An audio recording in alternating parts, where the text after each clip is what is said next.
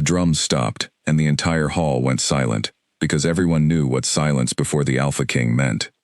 Celine Cross stood at the edge of the crowd, with one hand pressed against the curve of her belly, feeling her son turn inside her, as if he too sensed that something was about to break. The blood moon feast had always ended the same way. Every year of her life, every year of her mother's life before her, the Alpha King would rise, call his true mate to the center of the hall, and mark her before the pack as Luna. It was not a question. It was law older than the stones beneath their feet. Draven Ashgrove rose from his high seat. He was tall in a way that made the torchlight bend around him, his shoulders wide beneath a dark cloak stitched with silver thread, his eyes the pale gold of a wolf who had not slept in days. Celine watched him, and felt the old pull in her chest, the invisible thread that had tied her to him since the day the moon herself had marked them as mates. She smiled, because she believed, foolishly, that the night would end the way it always should. Then he did not call her name. He called Ivy Marlowe's. A murmur rolled through the hall like wind through dry grass. Celine did not move. She could not move. She watched Ivy step forward from among the noble daughters, her chin high, her lips curved in a smile that did not belong to a woman who was surprised. Ivy had known. Celine understood that in an instant, the way a person understands cold water, the moment it closes over their head. Draven's voice carried across the hall, steady and cold, a voice built for commands and war councils, not for love. He spoke of loyalty, of a king who could not be tied to a mate who had once stood against him, of a pack that needed strength at its head and not sentiment. He looked only at Ivy, and at the elders, who watched him with approval written plainly on their faces. Celine's hand tightened against her belly. Her wolf howled somewhere deep inside her, a sound of grief so raw it did not need a voice to be heard. She had carried this child for 7 months. She had loved this man since she was 16 years old, since the night the moon bond first burned bright between them, and every wolf in the territory had bowed their heads in respect.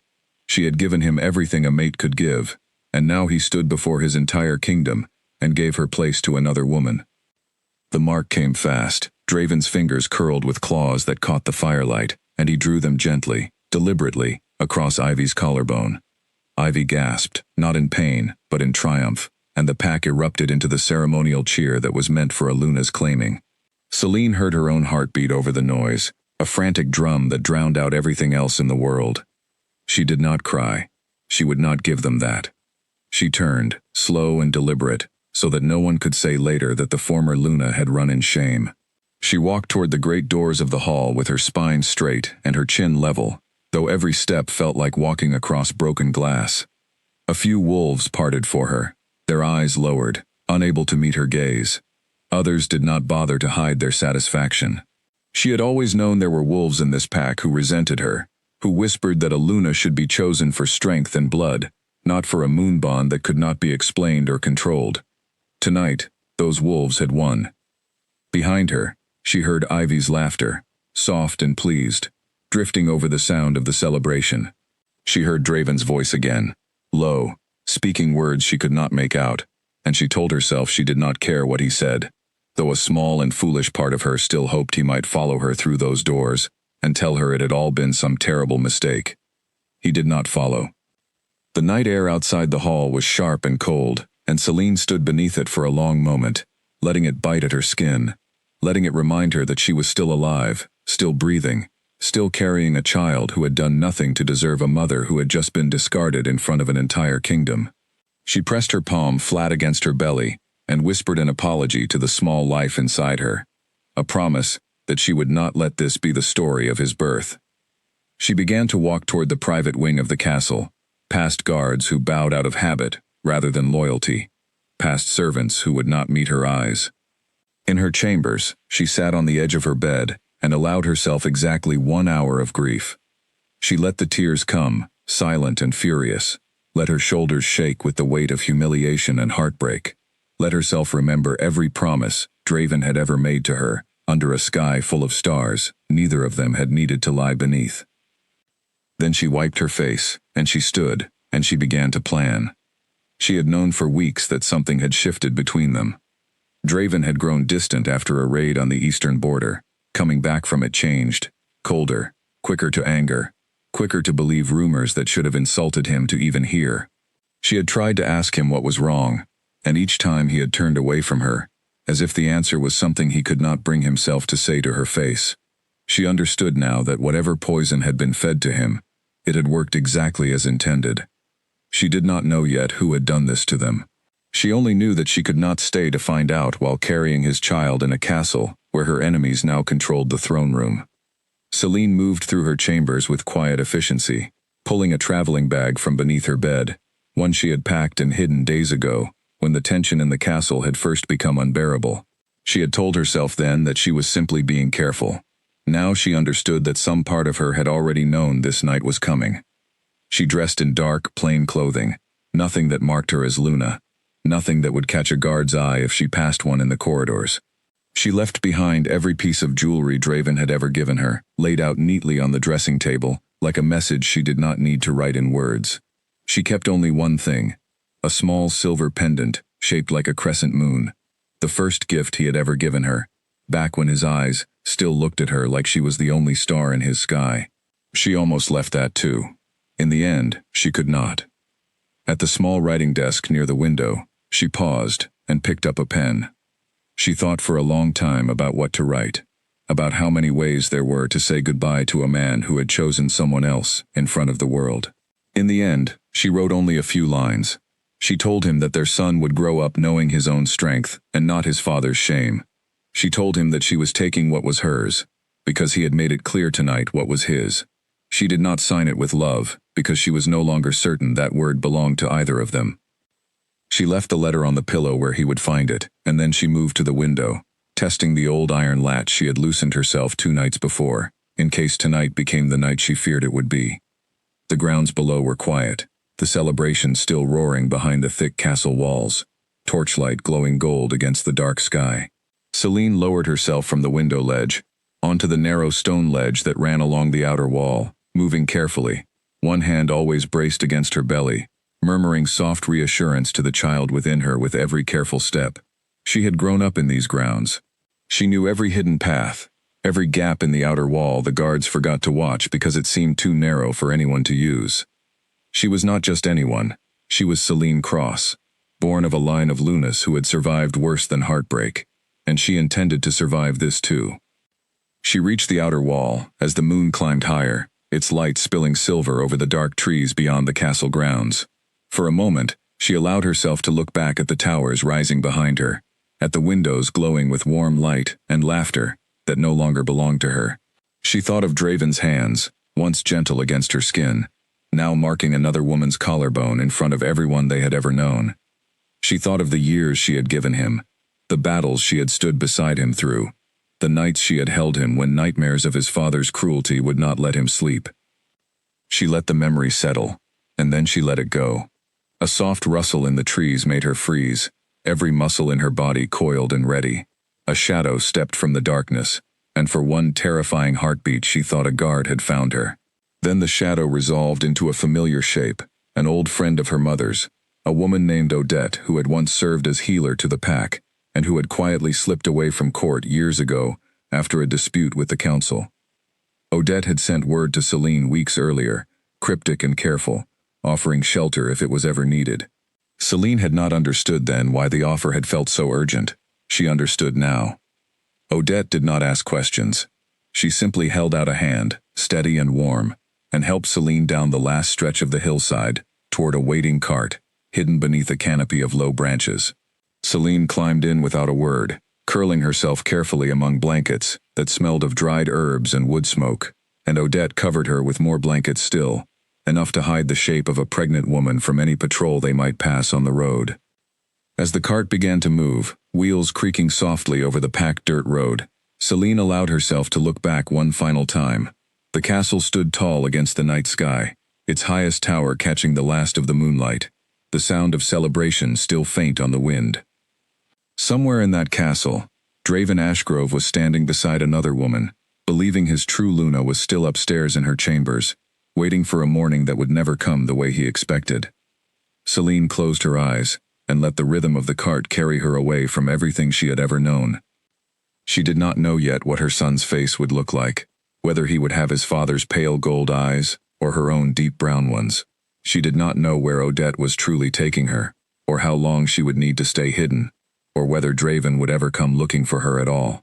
She knew only that whatever happened next, she would face it as a mother first, and a Luna second, and that whatever crown Draven had placed on another woman's head tonight, it would never touch the child growing inside her. The road stretched on ahead of them, dark and uncertain, winding away from the kingdom that had once been her home. Behind her, the blood moon feast burned on, bright and loud, and utterly unaware that its true Luna had already slipped away into the night, carrying with her the one thing Draven Ashgrove would spend the rest of his life trying to find. The wind picked up as the cart crested the final hill before the border road, carrying with it the last faint sound of drums from the castle far behind. Celine pressed her hand flat against her belly once more, feeling the small movements of her son, as if he were answering her silent promise. Whatever waited for them beyond this night, she would build it herself, brick by brick, far from any hall where a king could stand before his people and choose someone else. Odette guided the cart off the main road as the first hints of gray touched the eastern sky, taking a narrow path that wound through dense trees toward a small village few travelers ever bothered to visit. It was there, in a modest cottage at the edge of the woods, that Celine would spend her first night as a woman without a crown, without a mate, and without anyone in the world but herself and the child she carried. She did not sleep that night. She sat by the window instead, watching the horizon slowly brighten, wondering if Draven had discovered her letter yet, wondering what expression crossed his face when he realized the bed beside him would remain empty forever. By the time the sun rose fully over the hills, casting long golden light across the quiet village, Celine Cross had already begun to disappear. And somewhere far behind her, in a castle built on pride and broken promises, Draven Ashgrove was about to wake up to a morning that would change the rest of his life. Draven woke with the taste of victory still on his tongue, and the scent of ivy marlow curled beside him, in a room that did not smell like Celine at all. For one disoriented moment he reached across the bed out of habit, searching for a warmth that had greeted him every morning for years, and found only cold sheets and the unfamiliar perfume of a woman he had marked in anger more than in love. He rose and dressed quickly, telling himself that today he would speak with Celine, that he would explain the pressures the council had placed on him, the whispers about her loyalty that had poisoned his judgment during the long weeks after the Eastern raid. He told himself she would understand, because she always understood him, because in 8 years together she had never once failed to forgive the worst parts of him. He walked the corridor toward her chambers with his guards falling into step behind him, nodding at servants who bowed their heads a little too quickly, who would not meet his eyes the way they usually did. He told himself it meant nothing. He pushed open the door to her chambers and stepped inside, already forming the words of an apology he had never had to give her before. The room was empty. Not simply empty of her presence, but empty of her entirely. The wardrobe stood open, with bare hangers swaying slightly from the draft of the door. The dressing table held only the jewelry he had given her over the years, arranged with a precision that felt more like a message than an accident. The bed was made, untouched, as if she had never slept in it at all the night before. Draven's chest tightened with something he did not immediately recognize as fear. He crossed the room in 3 long strides and found the letter on her pillow, folded neatly, his name written across the front in her familiar, careful handwriting. His hands were steady as he opened it, though his heart had already begun to pound with a dread he could not name. He read her words once, then twice, then a third time, as if repetition might change their meaning. She was gone. She had taken their unborn son and left, and she had done it without a single tear staining the page, without a single plea for him to change his mind. The letter was not written by a woman begging to be chosen.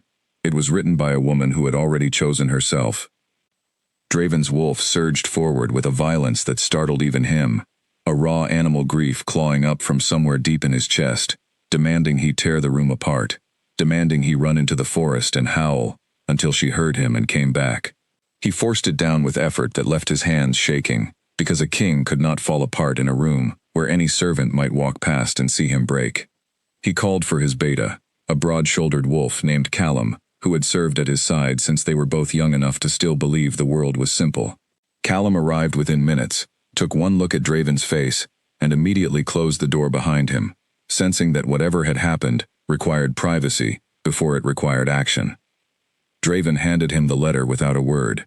Callum read it in silence, his expression darkening with each line, and when he looked up, there was no judgment in his eyes, only a grim understanding that made Draven's stomach twist further. "You marked the wrong woman last night," Callum said quietly, and Draven did not have the strength to argue. They searched the castle first, though Draven already knew in his bones it was useless, that Selene would not have hidden in plain sight when she had every reason to run as far as her body would allow. Guards were questioned, servants were questioned. No one had seen her leave, which told Draven she had planned her exit with the same careful precision she had brought to every decision in their years together. By mid-morning, one of the stable hands finally admitted, after considerable pressure from Callum, that he had seen a cart leave through the old service gate sometime before dawn, driven by a woman he did not recognize, though he thought he might have caught a glimpse of dark hair beneath a hood in the back among the blankets. It was not much. It was enough to confirm what Draven already feared. She had planned this. Not in the panic of last night, but for days, perhaps weeks. The realization struck him harder than the empty room had, because it meant that somewhere in the back of her mind, Selene had already stopped trusting him to choose her long before he had actually failed to do so. Draven summoned his full council that afternoon, his patience worn thin enough that even the eldest and most respected members of his court did not dare delay their arrival. He stood at the head of the long table with the letter still clutched in one hand, and he demanded to know how long they had known about the rumors that had turned him against his own mate, and who exactly had first brought those rumors to his ears. The room fell into an uncomfortable silence. It was Elder Corwin, the oldest among them, who finally spoke, his voice heavy with a guilt he could no longer hide. He explained, haltingly at first and then with growing clarity, that the accusations against Selene, claims that she had secretly communicated with a rival pack during the Eastern conflict, claims that painted her as a threat to Draven's throne rather than a loyal mate, had originated from a source close to the palace, a source that had grown increasingly influential over the past several months. Draven's jaw tightened as understanding dawned. "Ivy," he said, and it was not a question. Corwin did not deny it. He admitted that Ivy Marlowe had cultivated relationships with several council members over the past year, feeding them carefully crafted pieces of doubt about Selene's loyalty, always through intermediaries, always deniable, always just credible enough to plant seeds that grew into the very suspicion that had driven Draven to publicly humiliate the woman he loved. The rage that moved through Draven then was colder and more dangerous than anything his council had seen from him before. He did not shout. He did not break anything in the room, though every instinct in his body screamed for destruction. He simply stood very still, his golden eyes darkening with a fury that made even Callum take an involuntary step back, and he asked, in a voice that barely rose above a whisper, why not a single person in this room had thought to warn him. No one had an answer that satisfied him, because the truth was uncomfortable and simple. Ivy had made herself useful to enough powerful members of the pack that they had chosen silence over loyalty to a Luna they viewed as too soft, too emotional, too unwilling to push Draven toward the aggressive expansion many of them craved. Selene had never fit neatly into their ambitions. Ivy had made herself exactly the kind of Luna they wanted, and they had let her poison a mate bond 8 years in the making to get her. Draven dismissed the council with a single sharp command, his control fraying at the edges as he strode from the room toward his private chambers, where Ivy waited, still wearing the satisfied smile from the night before, still believing herself victorious. She rose when he entered, reaching for him with practiced affection, and he stepped back before her hands could reach his chest, watching her expression flicker from confusion to a carefully hidden calculation that told him everything he needed to know. He asked her directly whether she had spread the rumors about Selene's loyalty. He watched her face for the lie before it even left her mouth, and when it came, smooth and convincing, wrapped in false hurt at his accusation, he found that he no longer felt anything for her at all beyond a distant, exhausted contempt. He told her, quietly and without cruelty, that the mark meant nothing if the mate bond behind it was built on lies, that a claiming ceremony could be performed 1,000 times over, and it would never replace what he had thrown away the night before. Ivy's composure cracked for the first time, panic bleeding into her voice, as she realized the throne she had schemed for was already slipping through her fingers. Draven did not wait to hear the rest of her protests. He turned and walked out of the room, already calling for his warriors, already planning the search that would consume the rest of his days, until he found the woman, and the son he had failed so completely. Outside, the sky had turned gray, with the promise of rain, and somewhere far beyond the castle walls, a cart rolled steadily toward a village Draven Ashgrove did not yet know existed, carrying away everything that had ever truly mattered to him. The village of Hollow Pine sat nestled between two low mountains, far enough from any major pack territory that most of its residents had never seen a true alpha in their lives. Celine woke on her first morning there to the sound of birds instead of court trumpets, to sunlight filtering through simple curtains instead of silk drapes, and for a moment, lying still in an unfamiliar bed, she allowed herself to feel something close to peace. It did not last long. Her son shifted inside her, a sharp kick against her ribs, and the reality of her situation settled back over her like a heavy cloak. She was alone, hunted, and carrying a child who would one day need to know the truth about where he came from, without ever being endangered by it. Odette moved through the small cottage with the brisk efficiency of a woman who had spent decades tending to others, setting out simple food, checking Celine's pulse, and the position of the baby, with careful, practiced hands. She explained that the village believed Celine to be a widow from a distant territory, a story Odette had already begun spreading among the handful of neighbors who might ask questions. No one in Hollow Pine had any reason to look twice at a quiet, pregnant woman, keeping to herself in a healer's cottage. Celine spent the following days learning the rhythms of a life she had never imagined for herself. She helped Odette sort dried herbs, learned to identify roots and leaves used for healing, and slowly, carefully, began to build calluses on hands that had once known only silk gloves and jeweled rings. The work was humbling.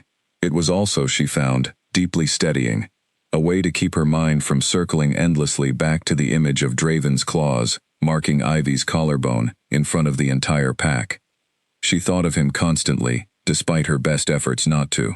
She dreamed of him some nights, memories twisted into nightmares where he chased her through burning halls, and other nights, memories so tender they left her aching when she woke, remembering the way his hands used to rest protectively against her belly before everything had shattered. She hated that some part of her still loved him. She hated more that she understood why. Whatever poison had turned him against her, she knew Draven well enough to know it had not come from nothing. Someone had worked very hard to break something that had once been unbreakable. Word traveled slowly to villages like Hollow Pine, but it traveled eventually. Within 2 weeks, whispers began circulating about search parties moving through the countryside, wolves wearing the Ashgrove crest, asking questions in every town along the eastern roads. Odette heard the rumors first from a traveling merchant and relayed them to Celine with the same calm steadiness she brought to everything, though Celine could see the concern beneath her composure.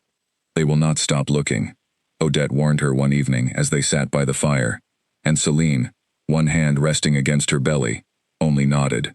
She had never expected Draven to simply let her go. Whatever else had changed between them, she knew his pride would never allow his heir to grow up beyond his reach, regardless of what had driven her away in the first place. Celine began taking precautions of her own. She stopped venturing into the village center during daylight hours, letting Odette handle trades and errands instead.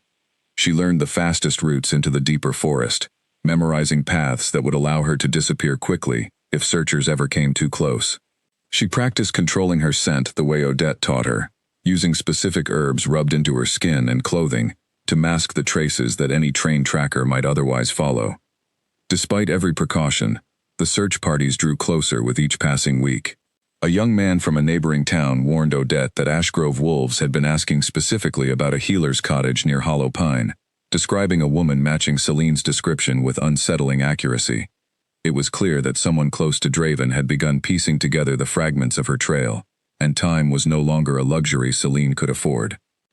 Odette made the difficult decision to move her further west, to a territory controlled by a pack known for guarding its borders fiercely against outsiders. A pack led by an alpha named Kian Reyes, who had years earlier fought a bitter conflict against Draven Ashgrove over disputed hunting grounds.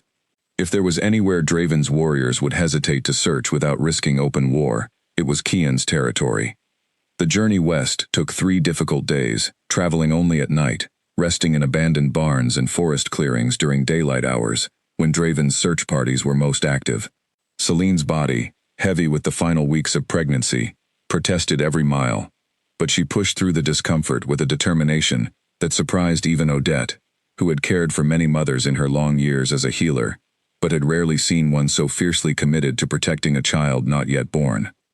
They reached the edge of Kian Reyes's territory as the first true signs of labor began, a tightening ache that Celine recognized immediately from her training with Odette, though she had not expected it to arrive so suddenly, so far from any proper shelter.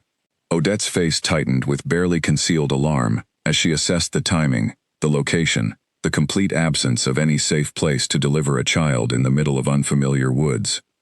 They were found by Kian's border patrol before they could take another step, a group of wolves who shifted quickly into human form at the sight of an obviously laboring woman, their initial suspicion melting into urgency the moment they understood the situation.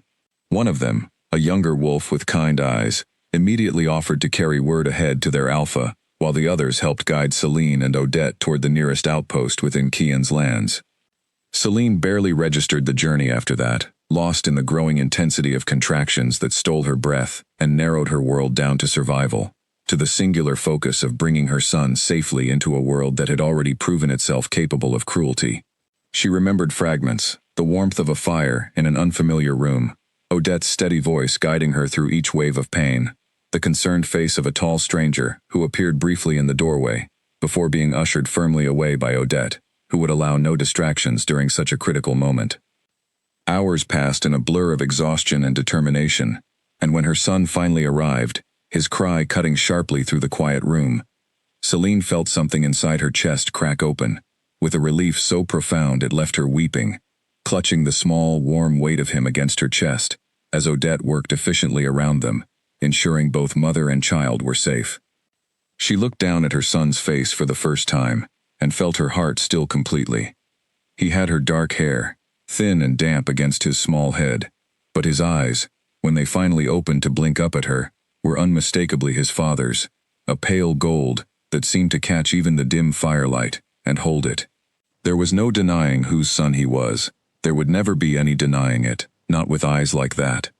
She named him Ashwin, a name she had chosen weeks earlier during long, quiet nights of planning, one that honored nothing of his father's family, and everything of the strength she hoped he would carry forward into whatever life awaited him. Ashwin Cross, son of Celine, heir to nothing but his mother's fierce love and his own future.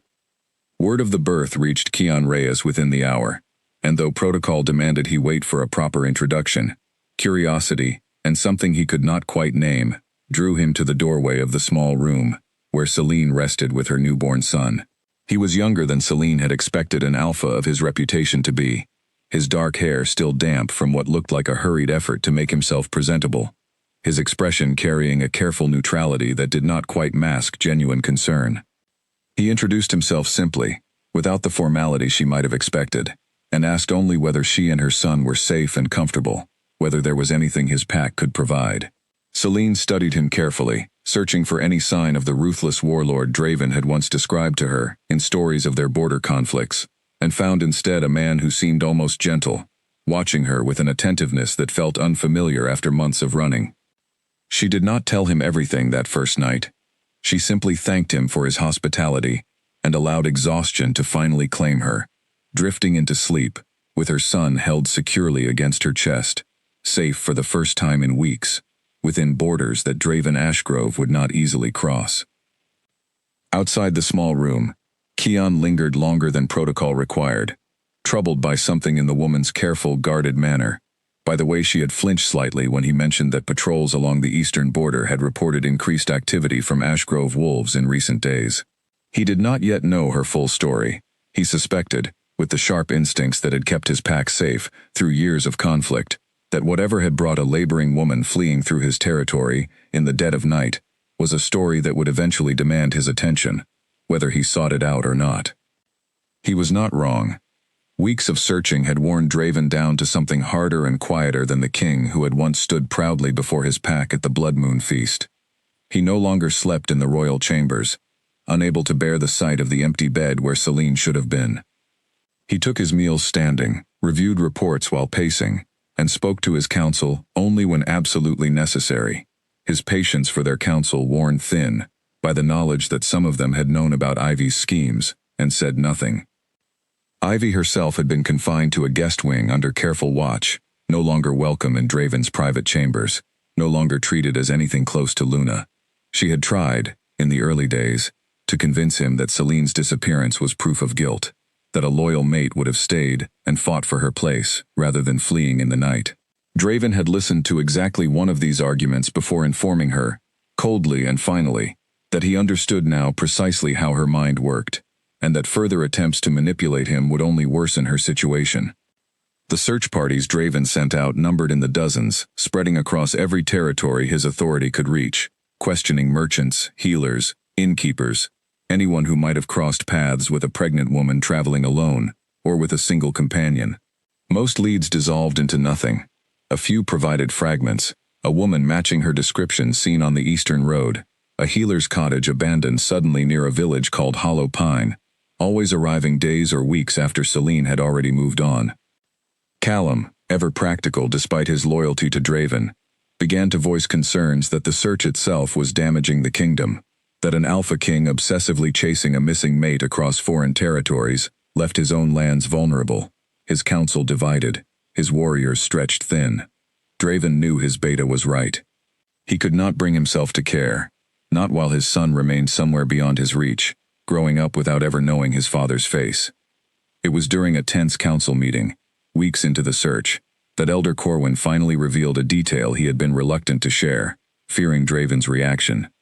A trusted informant had reported unusual activity along the western border, near territory controlled by Kian Reyes, an alpha with whom Draven had fought a costly and bitter conflict years earlier, over disputed hunting grounds.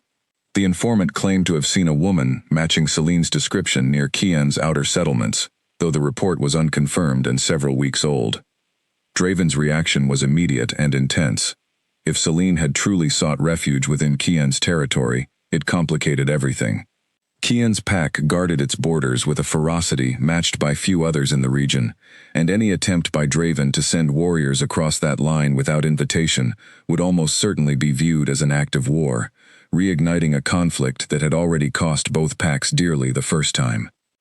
Despite the risk, Draven could not simply abandon the lead. He called for a smaller, more discreet party, wolves skilled in tracking rather than combat, instructed to move quietly along the border and gather information without provoking any confrontation. He would not risk starting a war on Kian's lands, not when Celine and his son might be caught in the middle of it, but he also could not sit idle while the strongest lead he had received in weeks slowly went cold. While the search party prepared to depart, Draven found himself increasingly troubled by his own memories of the months before the Blood Moon feast, replaying conversations with Ivy that he had once accepted without question, conversations where she had planted careful seeds of doubt about Celine's loyalty, always framed as concern, always delivered with convincing sincerity. He had been a fool to believe her so easily, and the realization left him with a bitterness that extended not only toward Ivy, but toward himself. He sought her out one final time before the search party departed, finding her in the modest quarters she now occupied, stripped of the luxuries she had briefly enjoyed as his intended Luna. She rose when he entered, and for a moment her expression held something almost like hope, quickly extinguished when she saw the coldness in his eyes. He asked her directly, without preamble, who had helped her orchestrate the rumors against Celine, which council members had been complicit, and whether she had any knowledge of where Celine might have fled.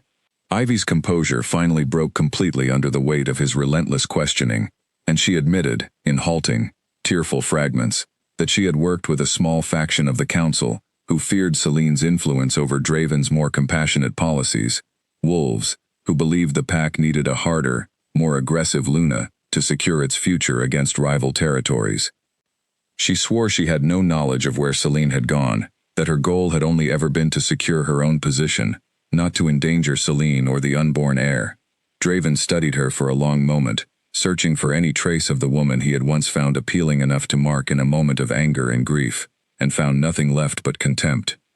He informed her that her involvement in the deception would not go unpunished, that she would be stripped of any remaining status within the pack, and exiled from Ashgrove territory once the immediate crisis was resolved. Ivy's protests followed him out of the room, but he did not turn back. already focused entirely on the search party, preparing to head toward Kian Reyes's border. The names of the council members Ivy had implicated troubled Draven deeply, revealing fractures within his own leadership that ran far deeper than he had realized.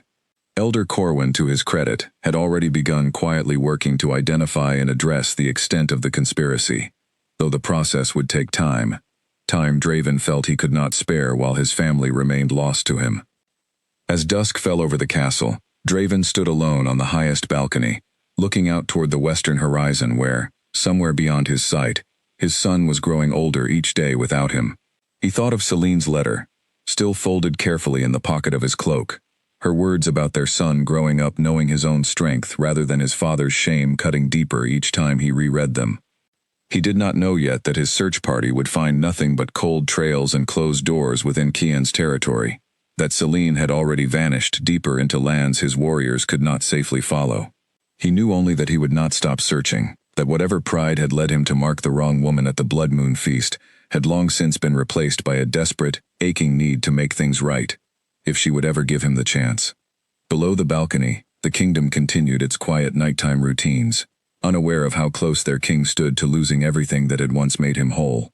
And far to the west, within borders Draven's warriors dared not cross without risking war, Celine Cross held her sleeping son, and wondered how long it would truly take before the past found its way back to her door.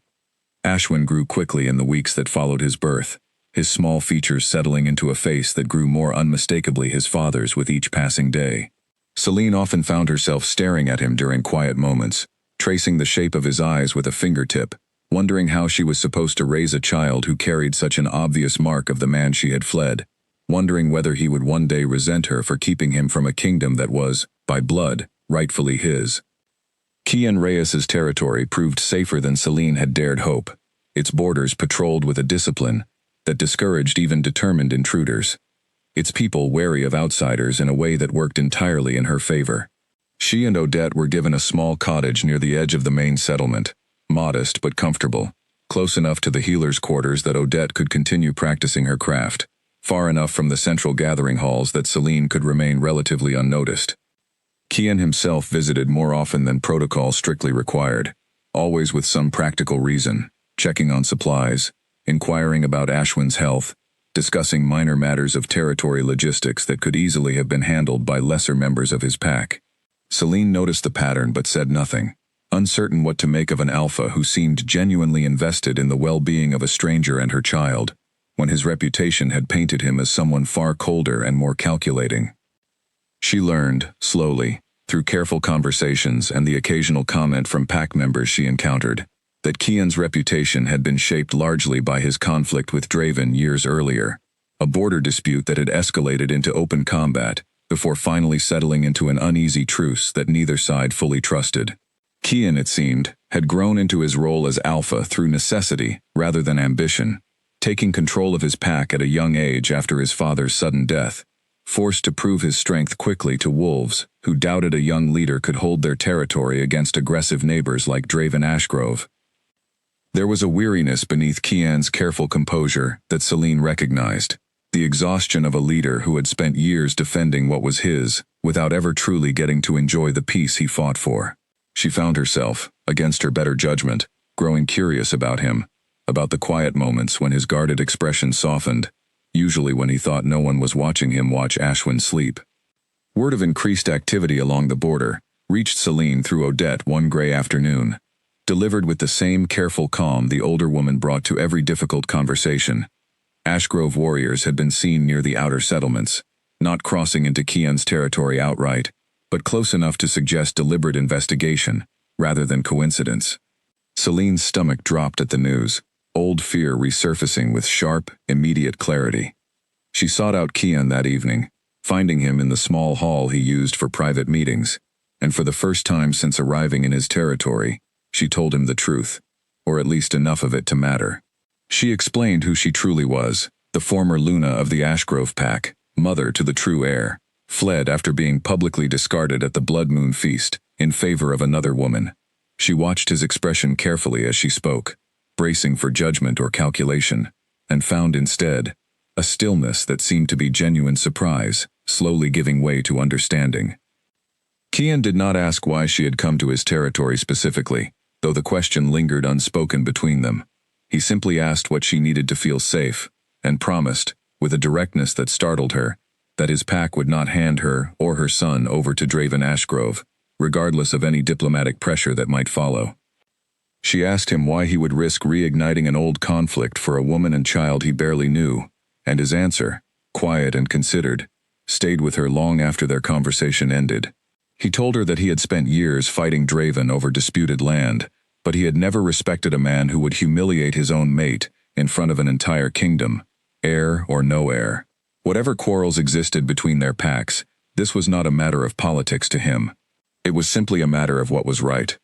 The following days brought increased tension along the border, though the Ashgrove search party ultimately withdrew, without attempting to cross into Kian's territory directly, apparently unwilling to risk open conflict based on unconfirmed rumors alone.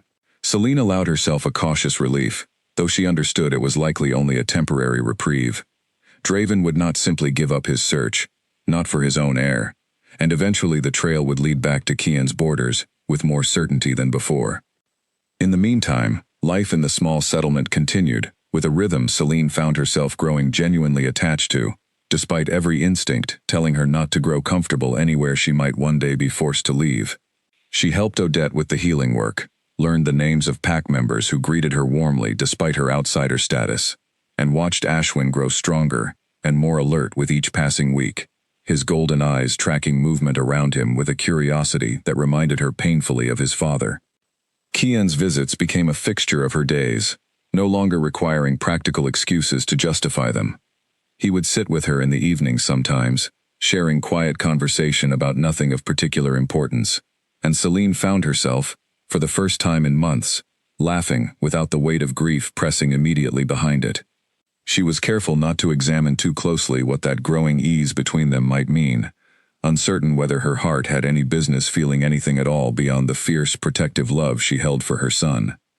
Late one evening, as autumn began settling over the territory and the nights grew colder, Kian found her sitting alone outside the cottage, Ashwin finally asleep inside under Odette's watchful care. He sat beside her without invitation, comfortable in a silence that had grown easier between them over the weeks, and after a long moment, he asked quietly whether she intended to stay in his territory permanently, or whether some part of her still hoped to return to the life she had left behind. Selene considered the question longer than she expected to need, staring out at the darkening horizon where the first stars had begun to appear. She told him honestly that she did not know, that some nights she still dreamed of the man Draven had once been before pride and manipulation had turned him against her, and other nights she dreamed only of a future built somewhere far away from crowns and thrones entirely. A future where her son could simply grow up safe and loved without the weight of a kingdom's expectations. Kian listened without judgment, and when she finally fell silent, he told her, with a careful honesty that matched her own, that whatever she decided, his territory would remain open to her and Ashwin for as long as they needed it, no conditions attached. It was, she realized, the first time in longer than she could remember that someone had offered her safety without expecting anything in return. She did not know yet how much longer that safety would last, or how soon the fragile peace along the border would finally break. She knew only that for the first time since the Blood Moon Feast had shattered her world, she was beginning to imagine a future that did not revolve entirely around loss. 6 months passed before Draven found the courage to admit, at least to himself, that his relentless search had begun to look less like leadership and more like obsession. His warriors grew tired, his council grew restless, and the kingdom he was sworn to protect had started to suffer under the weight of his divided attention. Still, he could not stop. Every failed lead only sharpened his determination. Every cold trail only deepened his need to find the family he had lost through his own foolish pride. Ivy had been exiled months earlier, sent from Ashgrove territory, with nothing but a warning never to return. Her schemes finally laid bare before the entire council. Several of the wolves who had conspired with her were stripped of their positions, their influence over pack decisions revoked entirely.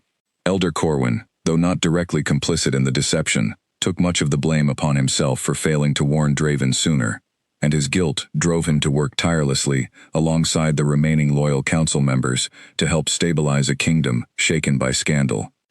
Draven himself had changed in ways his closest advisors noticed, but rarely commented on aloud. The proud, quick-tempered king, who had once let jealousy and manipulation drive him to public cruelty, had grown quieter, more deliberate, weighed down by a guilt he carried everywhere he went. He spent long hours reviewing every decision he had made in the months before the Blood Moon feast, searching for the exact moment he had allowed doubt to overtake 8 years of trust, as if understanding his own failure might somehow bring Selene back to him faster. A breakthrough finally came through an unlikely source, a traveling trader who had passed through several territories over recent months, and mentioned, almost in passing during a routine transaction with Ashgrove merchants, a healer's cottage he had visited near the border of Kian Reyes's lands, where a woman with a young son had briefly sought treatment for a minor illness. The description, when it reached Draven, matched Selene closely enough that his hope reignited with a fierce intensity he had not felt in months. He knew better than to send warriors charging across Kian's border again, remembering the tense standoff from months earlier that had nearly reignited old hostilities. Instead, he made a decision that surprised even Callum, choosing to request a formal diplomatic meeting with Kian Reyes directly. An unprecedented move, given the history between their packs, but one Draven felt was necessary if there was any real chance Selene had truly found refuge within Kian's territory. The request for a meeting traveled through proper diplomatic channels, delivered by a small, unarmed envoy to avoid any appearance of aggression. Draven waited anxiously for a response, aware that Kian had every reason to refuse him outright, given their history, and given whatever loyalty might have developed if Selene truly had taken shelter under his protection. To Draven's surprise, Kian agreed to the meeting, though he set strict conditions: a neutral location along the border, a minimal escort on both sides, and an explicit understanding that any attempt at deception or aggression would end the truce between their packs permanently. Draven accepted every condition without hesitation, desperate for any chance to learn the truth. The meeting took place on a cold morning, in a clearing exactly between their two territories, marked by an ancient stone that had served as a boundary marker for generations. Draven arrived with only Callum at his side, his usual confidence replaced by a nervous energy he had not felt since he was young enough to still doubt his own strength as a leader. Kian arrived precisely on time, flanked by 2 of his most trusted warriors, his expression carefully neutral, in a way that revealed nothing about what he knew or did not know. The 2 alphas studied each other for a long moment before Draven finally spoke, his voice steadier than he felt, asking directly whether Kian had any knowledge of a woman named Selene Cross, and a child who would now be several months old. Kian's silence stretched long enough that Draven felt his hope beginning to crumble, certain the trader's information had been mistaken, certain he had chased another false lead across dangerous political territory for nothing. Then Kian spoke, his words careful and measured, confirming that a woman matching that description had indeed sought refuge within his territory, following her departure from Ashgrove lands. The relief that flooded through Draven was so intense it nearly buckled his knees, followed almost immediately by a fresh wave of desperate urgency. He asked, his voice rougher than he intended, whether Selene and his son were safe, whether he might be permitted to see them, to explain himself, to make right what he had so thoroughly broken.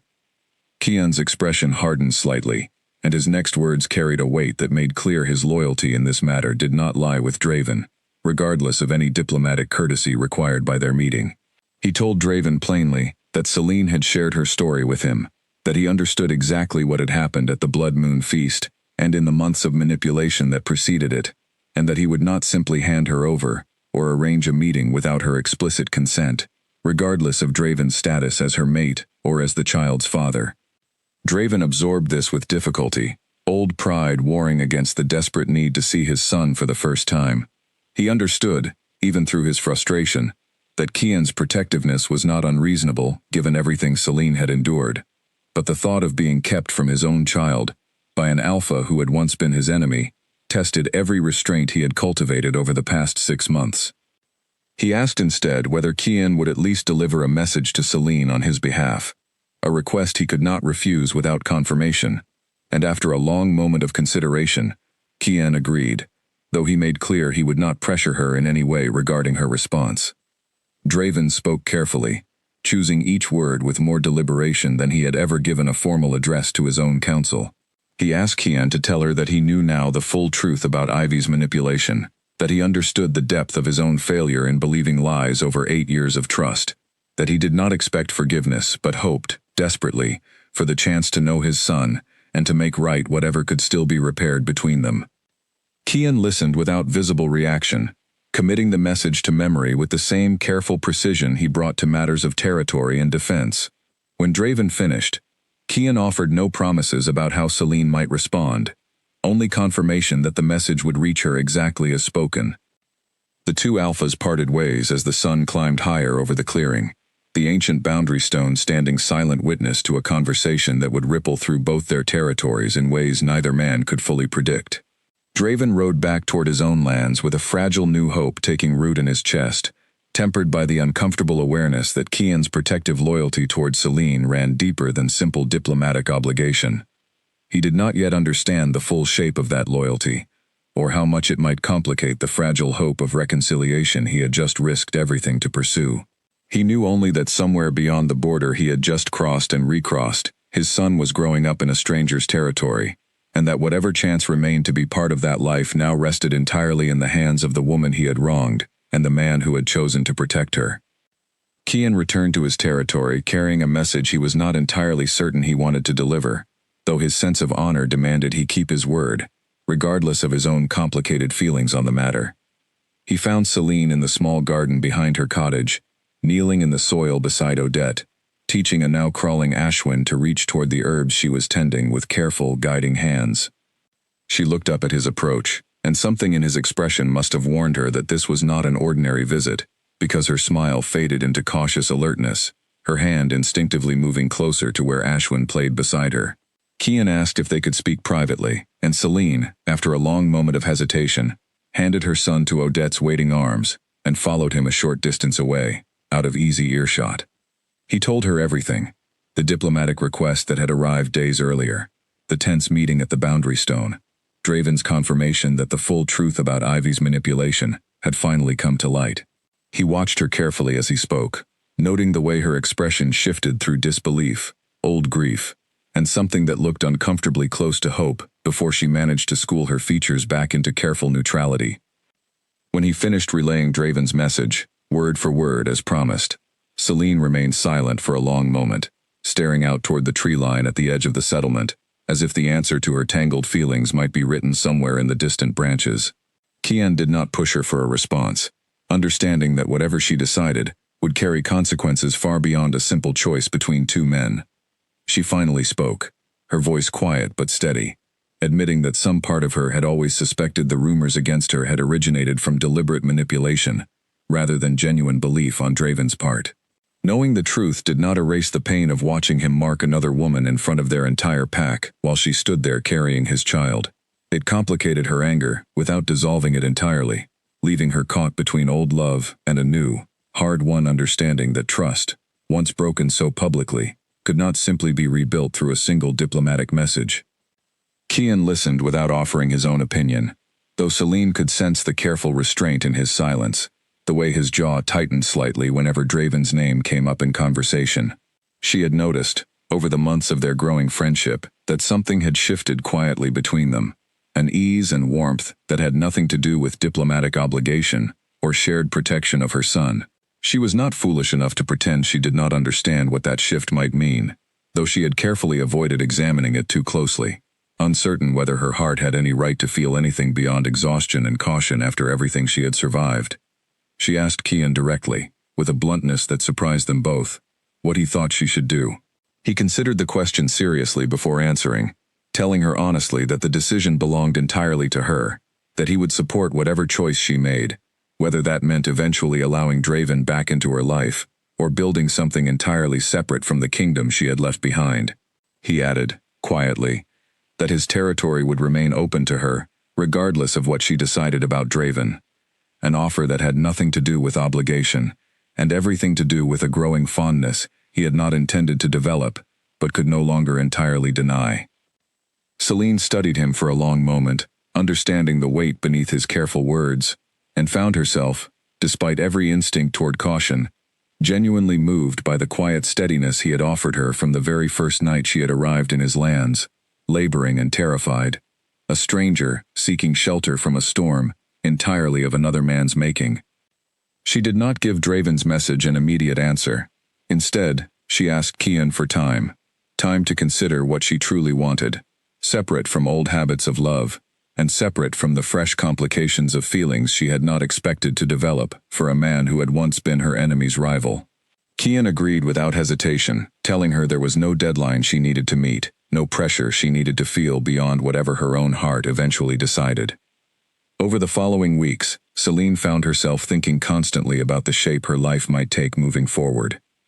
She thought of Draven's message, the acknowledgement of his failure, the desperate hope for a chance to know his son, and she felt the pull of old memories, 8 years of genuine love that could not simply be erased by months of pain, however justified that pain remained. She thought too of Kian, of his quiet strength, his patience, the way Ashwin had begun reaching for him during his visits with the easy trust of a child who sensed safety, without needing to understand its source.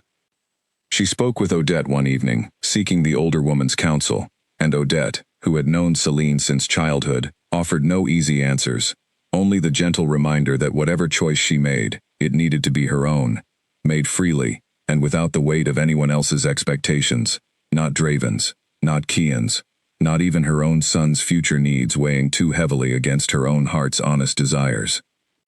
It was during this period of quiet reflection that word reached the settlement of renewed tension along the eastern territories, rumors of a rival pack testing Ashgrove borders, while Draven's attention remained divided by his personal search.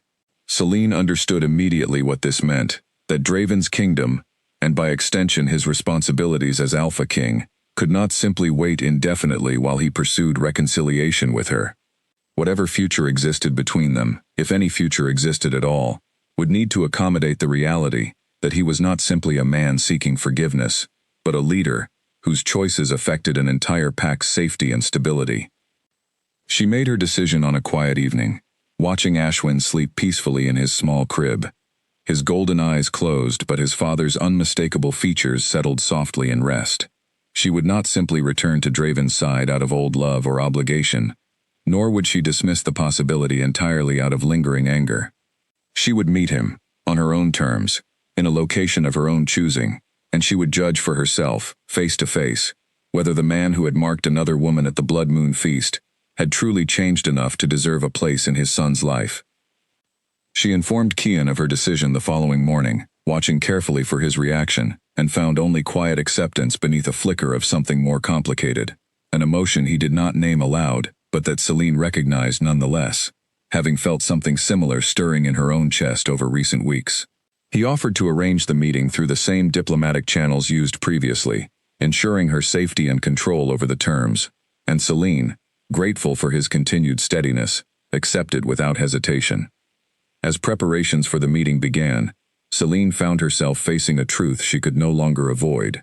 Whatever answer she gave Draven when they finally stood face to face again would not simply determine the shape of her son's future. It would determine the shape of her own heart's next chapter. Torn between a love that had once defined her entire adult life, and a new, unexpected warmth that had grown quietly in the safety of a stranger's protection. The meeting was arranged for a quiet clearing within Kian's territory, chosen deliberately by Celine, because it kept her on ground where she felt safe, where Draven would need to arrive as a guest, rather than as a king asserting authority. She spent the days before the meeting, rehearsing what she wanted to say, though every version of the conversation she imagined dissolved the moment she pictured actually standing before him again. Draven arrived exactly on time, accompanied only by Callum, who remained a respectful distance away near the tree line, allowing the two of them a measure of privacy that the earlier diplomatic meeting between the Alphas had not permitted.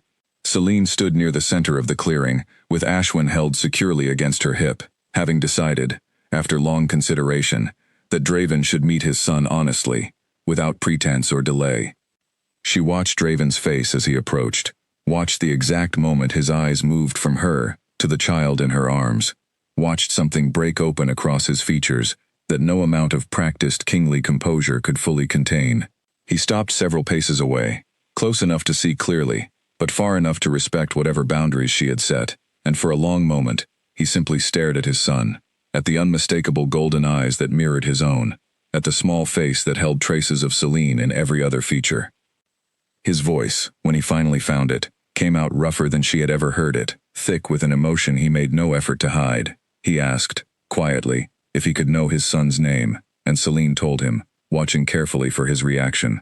"Ashwin," she said, and Draven repeated it softly, testing the weight of it, something in his expression settling into a fierce, quiet tenderness that Celine had not expected to see from the man who had once humiliated her before an entire kingdom. They spoke for a long time in that clearing, Draven explaining in raw, unguarded detail the months of manipulation that had led to his catastrophic mistake, the doubts Ivy had carefully planted, the exhaustion and grief following the Eastern raid that had left him vulnerable to believing the worst about the one person who had never once given him reason to doubt her. He did not ask for forgiveness outright, understanding, finally, that forgiveness could not simply be requested and granted in a single conversation after so much damage had been done. He asked only for the chance to prove, through actions rather than words, that he was capable of becoming the mate and father he should have been from the beginning. Celine listened without interrupting, weighing his words against 8 years of history and against the sharp, undeniable pain of watching him choose someone else in front of everyone they had ever known. She told him honestly that she was not yet ready to simply return to his side, that trust once broken so completely could not be rebuilt through good intentions alone, and that Ashwin's well-being would always come before any consideration of reconciliation between them. Draven accepted this without argument, something in his posture settling into a patient resolve that Celine recognized as genuine rather than performed. He asked only for the chance to be part of Ashwin's life going forward, to visit when possible, to contribute to his son's upbringing in whatever ways she would allow, without demanding immediate access to the full role of father and king that tradition might otherwise have granted him. It was Ashwin himself who ultimately broke the tension between them, reaching out with small, curious hands toward Draven, drawn by some instinctive recognition that Celine could not fully explain. Draven's composure cracked entirely at that small gesture, and when Celine, after a long hesitation, allowed him to hold his son for the first time, she watched a proud, powerful alpha king reduced to quiet, overwhelmed tears, cradling the small weight of his heir, with a gentleness that erased, at least partially, the memory of the cold king who had stood before his pack and chosen someone else. Kian remained at a distance throughout the exchange, though Celine was aware of his presence, aware too of the complicated tangle of emotions she carried, regarding both men now standing at very different points in her heart. She did not resolve every question that day, did not offer Draven a clear promise about the future of their relationship beyond his role as Ashwin's father, but something had genuinely shifted in that clearing, a door that had been firmly closed, now standing, at least partially open again. Over the following months, a careful new rhythm developed. Draven visited when his duties as Alpha King allowed, always respectful of the boundaries Celine had established, always working diligently to rebuild not just trust with her, but stability within his own kingdom, addressing the council members who had conspired against her, strengthening alliances that Ivy's manipulation had strained, proving through consistent action, rather than empty promises, that he had truly learned from his catastrophic failure. Celine watched this transformation with cautious, guarded hope, never fully letting go of the pain the Blood Moon Feast had caused her, but slowly, incrementally, allowing herself to consider what a future might look like if she chose to give him another chance. She remained in Kian's territory throughout this period, grateful for the safety and support his pack continued to offer, increasingly aware of the quiet tension that existed whenever Draven and Kian's paths crossed during his visits, two men bound by very different claims on the same woman's heart. The final resolution of her feelings would not come easily, nor would it come quickly. But standing in that clearing, watching Draven hold his son for the first time, with tears he no longer bothered to hide, Celine understood that whatever choice she ultimately made, it would be hers alone, built not on old obligation or new comfort, but on a clear, hard-won understanding of what she truly wanted for herself, and for the son who had already, in his small, innocent way, begun to heal wounds neither of his parents had expected to survive. Spring arrived in Kian's territory, with a warmth that seemed to soften even the most guarded hearts, and Celine found herself, nearly a year after fleeing the Blood Moon Feast, still uncertain about the exact shape her future would take, though considerably more at peace than she had been in the raw, painful months following her departure. Ashwin had grown into a curious, energetic toddler, taking his first unsteady steps across the cottage floor with a determination that reminded Celine fiercely of both his parents. Draven's visits had become a regular, welcomed part of their lives, though he never overstepped the boundaries Celine had carefully maintained. He had rebuilt significant trust over the months, not through grand gestures, but through the accumulation of small, consistent choices, arriving when he promised to arrive, respecting her decisions regarding Ashwin's care, listening genuinely when she spoke, rather than simply waiting for his turn to talk. Celine found herself, almost against her will, remembering why she had fallen in love with him in the first place, glimpsing again the man beneath the crown who had once made her feel like the center of his entire world. At the same time, her connection with Kian had deepened, in ways that complicated her heart further, an easy companionship that had grown into something neither of them had explicitly named, but both clearly felt. He never pressured her, never demanded she choose between the safety and warmth he offered and the complicated history she still carried with Draven, but Celine was not naive enough to believe his patience was without its own quiet hope. The tension finally came to a head, on an afternoon neither of them had planned for, when Draven arrived for a scheduled visit, only to find Kian, already present in the cottage garden, laughing with Ashwin as the toddler chased a small wooden toy across the grass. Celine, watching from the doorway, felt her stomach drop as she recognized the sudden shift in Draven's expression, the careful composure he had cultivated over months of visits cracking under the weight of seeing his son so easily comfortable with another man. Draven said nothing accusatory in that first moment, greeting Kian with the strained but respectful courtesy that had marked their previous interactions, scooping Ashwin into his arms with practiced tenderness that had become second nature over their months of building a relationship together. But Celine could see the tightness around his eyes, the questions he was clearly holding back, and she understood that the careful, unspoken balance she had maintained between the two men in her life had finally reached its breaking point. That evening, after Draven's visit had ended and Ashwin had been settled to sleep, Kian sought her out with an uncharacteristic directness that told her he too had reached his limit of patient waiting. He asked her plainly whether she intended to reconcile fully with Draven, to eventually return to Ashgrove territory as his Luna once again, or whether the growing warmth between herself and Kian meant something more than simple gratitude for the safety he had provided. Celine found herself without an easy answer, torn between two men who had each, in their own very different ways, shown her genuine care during the hardest period of her life. She admitted to Kian, with painful honesty, that she still carried love for Draven, complicated and scarred by everything that had happened, but real nonetheless, built on 8 years of history that could not simply be erased. She admitted, too, with equal honesty, that her feelings for Kian had grown into something she could no longer dismiss as mere friendship or gratitude, a quiet, steady affection that had crept up on her during months of shared meals and easy conversation, and the particular tenderness he showed toward her son. Kian listened without visible anger, though Celine could see the effort it took him to remain composed, and when she finished, he told her quietly that he would not ask her to choose based on obligation or guilt, that whatever decision she made needed to come from genuine desire, rather than a sense of duty toward either of them. He reminded her, gently, that Draven's kingdom carried expectations and pressures that would inevitably shape whatever life she built if she chose to return, expectations that had already once nearly cost her everything, while a life built within his own territory offered something simpler, quieter, built on partnership rather than political necessity. Celine spent the following days in careful, deliberate reflection, walking the familiar paths of the settlement with Ashwin toddling beside her, weighing every consideration with the seriousness the decision deserved.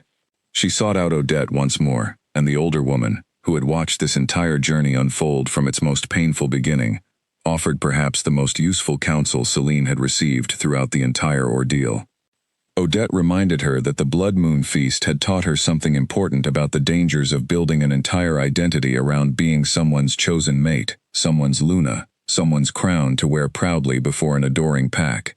Whatever choice she made now, Odette suggested, needed to center not on which man deserved her more, or which title suited her better, but on which future genuinely allowed her to remain the fierce, capable, independent woman she had become through months of surviving entirely on her own strength.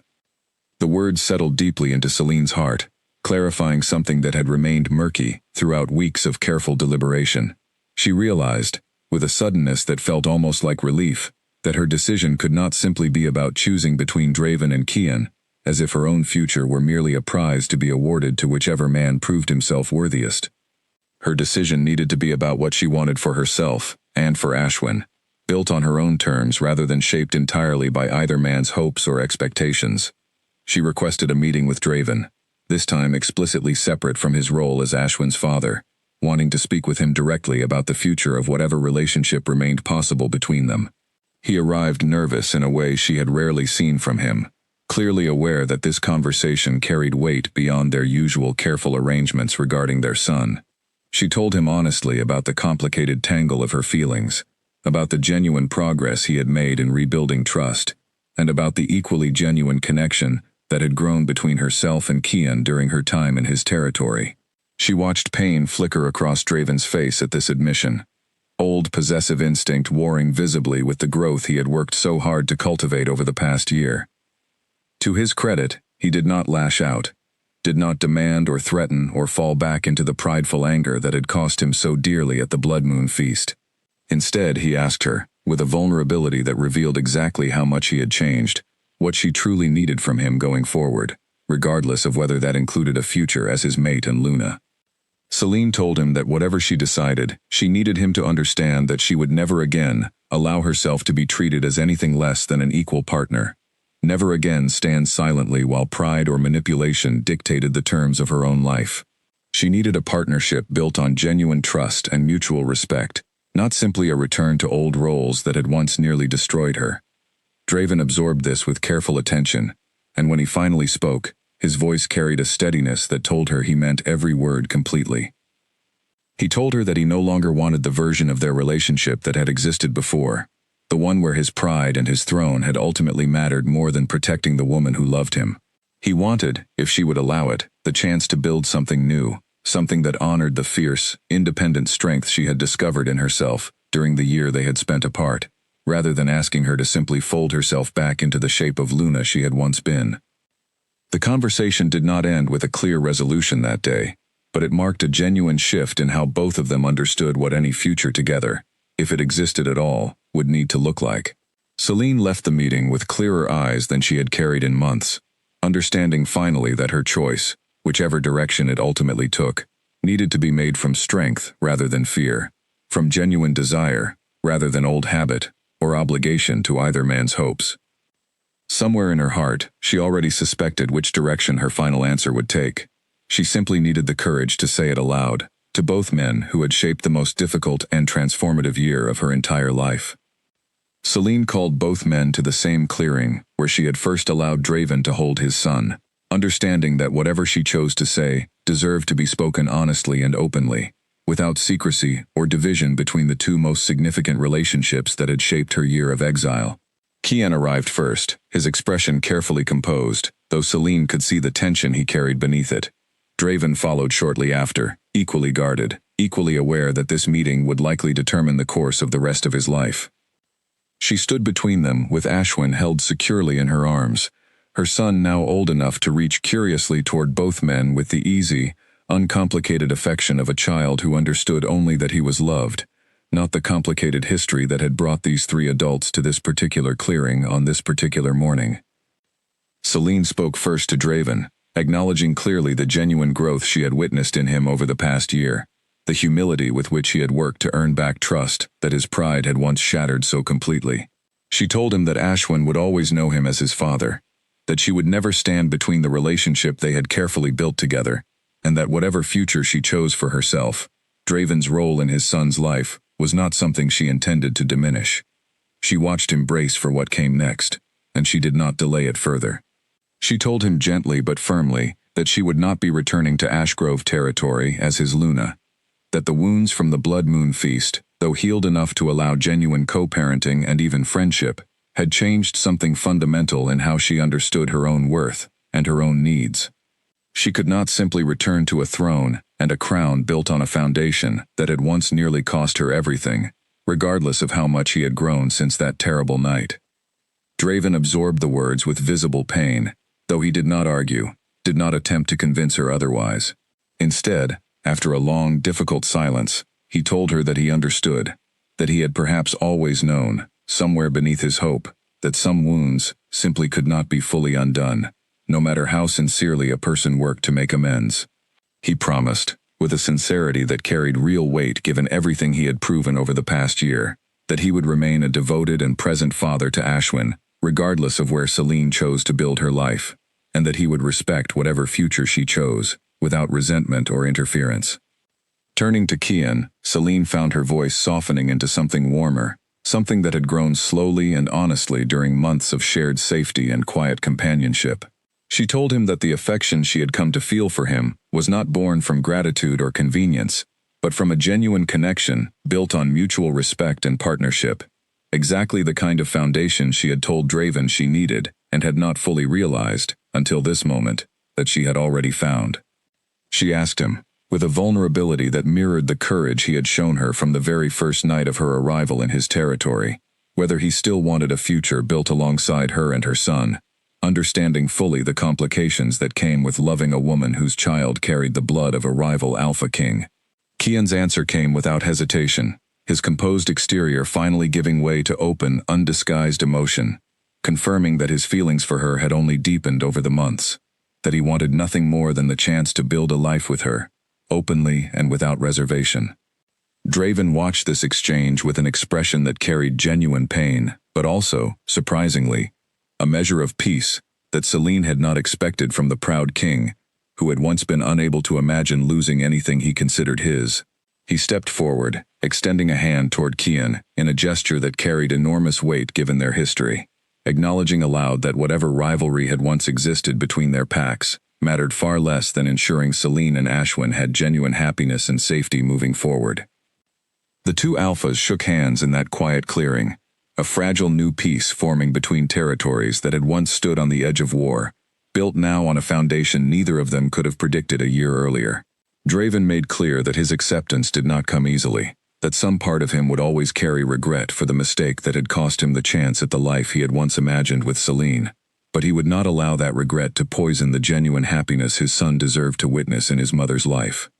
In the months that followed, a new rhythm settled across both territories. Selene remained in Kian's lands, building a life alongside him that grew steadily into something deeply rooted and genuine, while Draven visited regularly to maintain his relationship with Ashwin, the tension between the two men gradually easing into a cautious, respectful working relationship that eventually blossomed into something resembling genuine cooperation between their packs. Draven returned to his own kingdom with lessons that reshaped how he led for the rest of his reign, never again allowing pride or manipulation to blind him to the value of the people who genuinely loved him. He worked diligently to root out the remaining influence of the conspiracy that had once poisoned his judgment, strengthening his council with wolves chosen for genuine loyalty rather than political convenience, and though he never fully remarried or claimed another Luna, he found a quieter kind of fulfillment in watching his son grow up secure, loved, and free from the political weight that had once nearly destroyed his own capacity for trust. Selene, for her part, discovered a happiness she had not believed possible in the desperate, painful days following the Blood Moon Feast, building alongside Kian, a partnership founded on the equal respect and genuine trust she had once told Draven she needed above all else. Ashwin grew up between two territories, two fathers in every sense but blood, carrying the strength of his mother's fierce independence and the steady example of two very different men who had each, in their own way, ultimately chosen his happiness over their own pride. Years later, when Ashwin was old enough to understand the full story of the night his father had marked another woman at the Blood Moon Feast, Selene told it to him honestly, without bitterness, framing it not as a tale of betrayal alone, but as the story of a mother who had refused to let anyone else's mistake determine the shape of her own future, and who had, through courage and difficult choices, built a life defined entirely on her own terms. The kingdom that had once whispered about the disappearance of its true Luna would come to tell a different story in the years that followed, one of a woman who had walked away from a throne rather than accept a place beneath it, and who had found, far beyond the walls of the castle that once defined her entire world, exactly the kind of love and partnership she had always deserved.